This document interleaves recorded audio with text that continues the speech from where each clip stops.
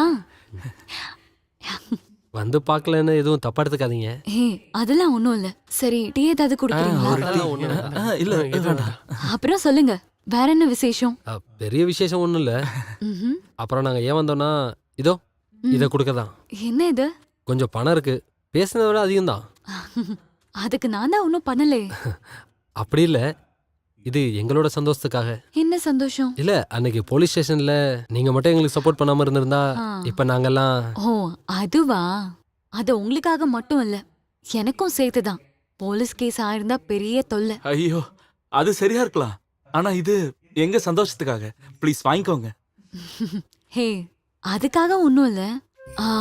அன்னைக்கு அந்த சம்பவம் நடந்ததுக்கு அப்புறம் நான் ரொம்ப யோசிச்சு பார்த்தேன். அதான் அதுக்கப்புறம் என் தொழிலை நான் நிறுத்திட்டேன். நிறுத்திட்டியா? அது கொடுங்க. அந்த சம்பவத்துக்கு அப்புறம் எனக்கு ரொம்ப கோவமாவும் வெறுப்பாவும் வருத்தமாவும் இருந்துச்சு. ஆனா இப்ப நான் ரொம்ப ஹாப்பியா இருக்கேன். எனக்கு சின்ன சின்ன பிரச்சனை வந்திருந்தாலும் என்னால ஒருத்தனுடைய லைஃப் மாறிடுச்சுன்னும் போது சந்தோஷமா இருக்கு. இதோ என்னுடைய சந்தோஷம் இந்த பணத்துல இருக்கு.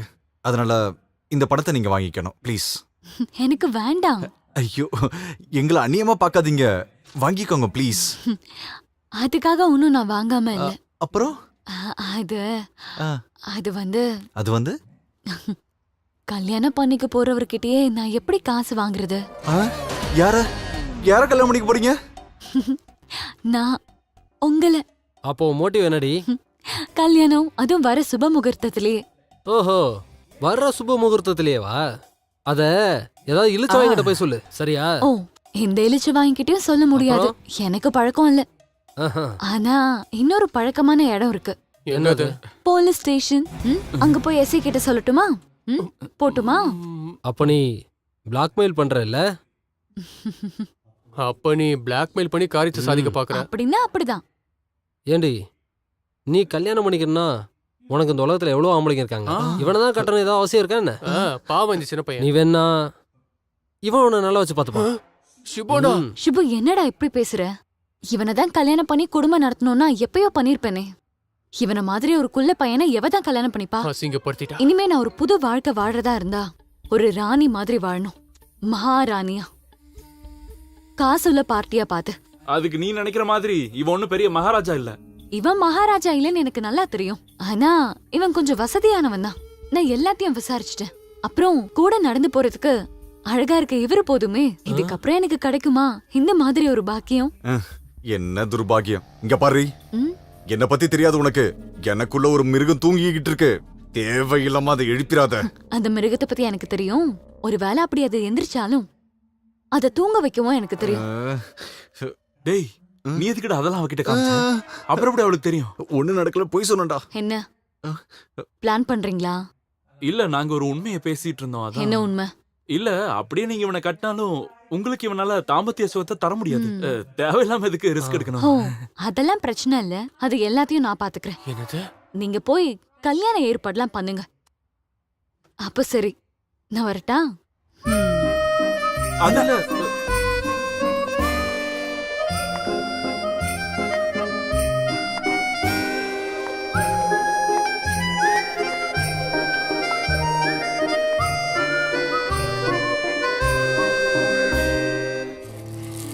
குறி பார்த்துடலாம்.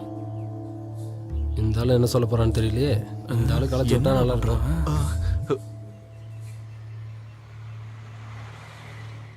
என்ன ஜோசியரே, ஏதாவது பிரச்சனையா? ஒரு சின்ன பிரச்சனை இருக்கு. முன்ன மாதிரி கண்ணு சரியா தெரிய மாட்டேங்குது, அதான் பிரச்சனை. என்ன கேட்டா என்ன சொல்றான் பாரு. ம், இல்ல, உங்க ஞான கண்ணால பார்த்து சொல்லுங்க. சொல்லுங்க சொல்லுங்க சீக்கிரம். ஜோசியரே, முதல்ல பொறுத்து இருக்கான்னு பாருங்க. பொருத்தம் இருக்காவா? அந்த மகாலட்சுமியே உங்க வீட்டுக்கு வரப்போறா. எல்லாம் உங்க பையனோட ஜாதக அமைப்பு. சரிதான்.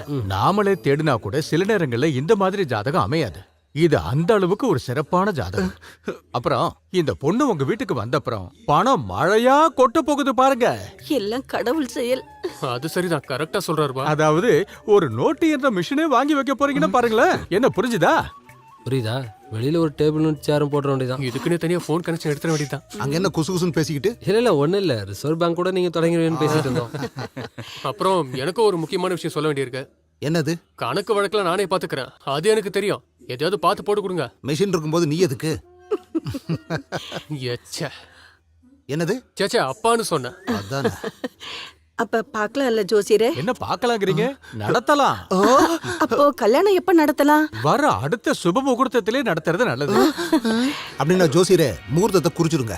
இதுக்கப்புறமும் தாமதம் பண்ண வேண்டாம். ஷிபு அண்ணா,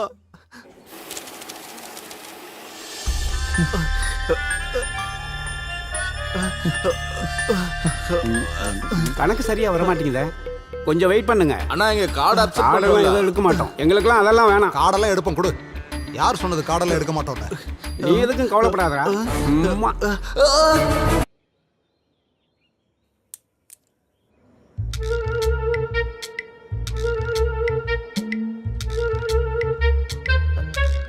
புரியலையா உனக்கு?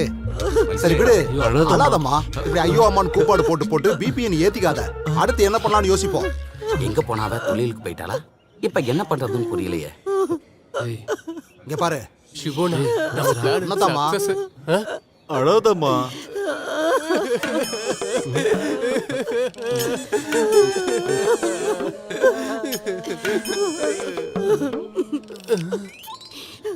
ஐயையே, அவனா நீ? இதுக்கப்புறமா என்னால காத்துட்டு இருக்க முடியாது. அட, நீங்க எங்க போறீங்க? கொஞ்சம் உட்கார்ந்து பேசுங்க. நான் கிளம்புறேன்னா சரிப்பா. இந்த கல்யாணம் நடந்த மாதிரி ஒரு சோறு திங்க வந்துட்டு என்ன பேச்சு பேசிட்டு போகுது பத்தியாது. நம்ம சாப்பிட்டு தான் போகணும். என்னாச்சு? உன் பொண்ணு எங்க போயிட்டா? அவளுக்கு ஏதாவது கால் வந்திருக்கும், போயிருப்பா. நீங்க கவலைப்படாதீங்க, வேலையை முடிச்சிட்டு திரும்ப வந்துருவா. கால் வந்துச்சா? காலுன்னா கால் மேக்கப் போடுறது கால் வந்துச்சு. ஃபோன் கால் தான். அதான் யாராவது லவரா இருப்பானோ. அப்படி நடக்கவும் வாய்ப்பு இருக்கு. இந்த காலத்து பொண்ணுங்களோட ட்ரெண்டே தான். ஒருத்தனை காதலிச்சுட்டு இன்னொருத்தனை கல்யாணம் பண்ணிப்பாங்க. காதலிச்ச பசங்க நாங்க தான் பாவம். உனக்கு இன்னும் பத்துல இல்லடா. உனக்கு இதுவும் பத்தல இல்லடா. இவன் ஒருத்தன். இனிமே இதை வச்சு யாரும் இங்க சண்டை போட வேண்டாம். அவளை நான் எவ்வளவு நல்லபடியா பாத்துக்கிட்டேன் தெரியுமா? ஆனா அவளே எனக்கு துரோகம் பண்ணிட்டா. இல்லடா? சரி விடுறா. அவன் இல்லைன்னா வேற பொண்ணு. டேய், அது எப்படி சரியாகும்? திடீர்னு வேற பொண்ணு எங்கடா போறது? அட, நீங்க எதுக்கும் கவலைப்படாதீங்க. என்கிட்ட விதவிதமா நிறைய இருக்கு. எது? கல்யாணத்துக்குன்னு சொன்னேன். யார கட்டி வைக்க போறீங்க?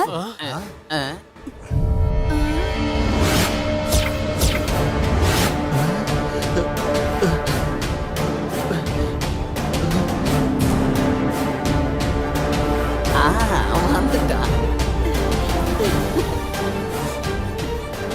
எல்லாத்துக்கும் என் மாப்பிள்ளையோட நல்ல மனசுதான் காரணம். பொண்ணு திரும்பி வந்துருச்சு பாத்தீங்களா?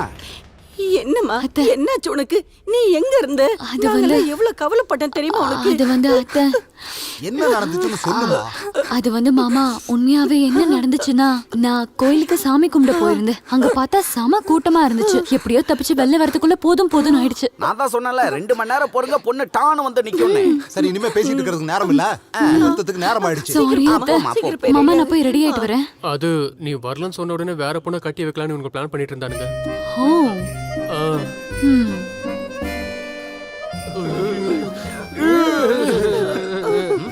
என்னடா?